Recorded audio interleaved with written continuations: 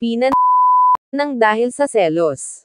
Justice for Jamie. Ang sigaw ng pamilya ng isang taekwondo student, na si Jamie Salvador. Ano nga ba ang kwento sa likod ng panawagang ito? Hi mga Lods, it's me Judith. Si Jamie ay isang 17-year-old na estudyante, ng isang Christian school, kung saan siya ay scholar dito, dahil isa siyang varsity player ng taekwondo.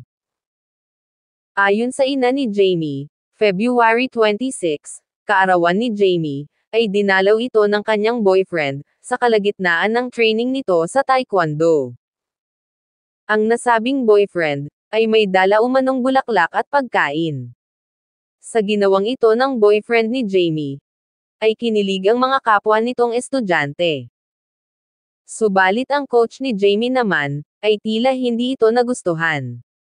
Kaya naman nung mismong araw na iyon, ay binigyan umano sila ng parusa, ng kanilang coach. Ngunit hindi pa pala doon nagtatapos ang lahat.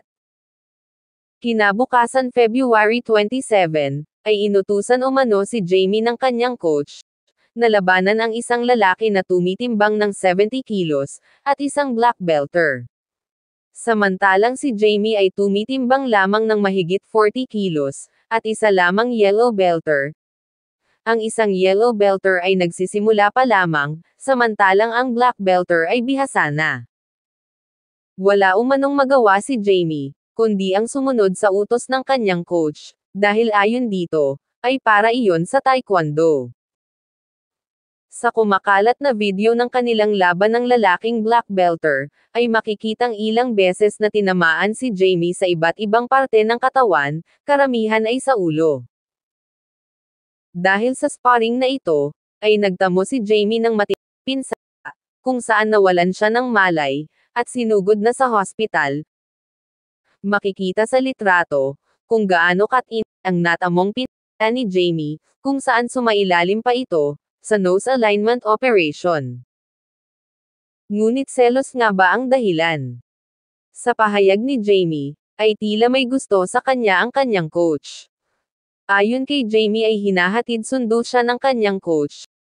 Kung minsan naman, ay inaaya siya kung saan, at kapag kanya itong tinatanggihan, ay nagagalit umano ito, chinachat umano rin siya nito, ngunit hindi niya ito pinapansin, kaya naman tinatanong daw siya nito, kung ano bang problema sa kanya.